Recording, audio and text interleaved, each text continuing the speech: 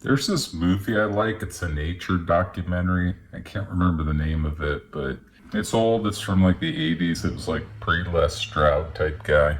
He went up to the Canadian North and like sailed in a canoe.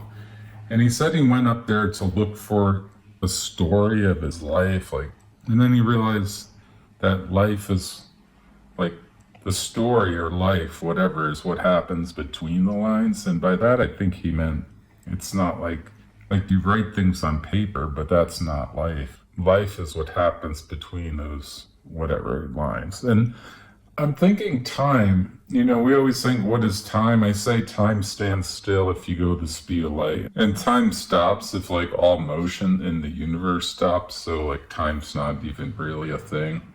I'm starting to think you can look at time a different way though. It could be what happens like quote between the lines. Like say it's the difference of say like all the variables in the universe are interacting, all the constants, all the gravity, every force, every particle, electron field, they're all interacting.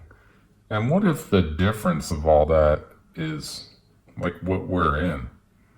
Like you have, say, a million variables on the left doing their thing, and you subtract them all from another, and on the right you get this difference. And that difference is where we exist.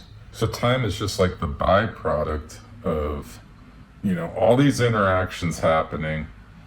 You subtract them out of the equation, and on the right you get this simple like number or experience or whatever, and that's what we're in.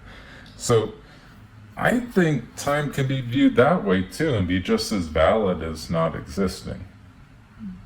I think you could say it doesn't exist or it does exist, and it's really just the difference. When all the variables are taken out of the equation, it's the difference. It's like in the story, the story is what happens between the lines. Life is what happens between the lines. When you're writing a book, you don't say, there's this thing, show, don't tell. The overall gestalt of the story, it's not what you write on the paper. It's actually like what you write on the paper and then what you don't write. Mm-hmm.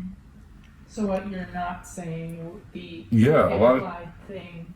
Yeah, a lot of times the story is what happens between the lines, just like in that quote. And really, I think time could be that. It's this experience that emerges from, taking all this complicated stuff out of the, subtract it all out of the equation, and you're left with this thing. I think that's a valid way to look at time.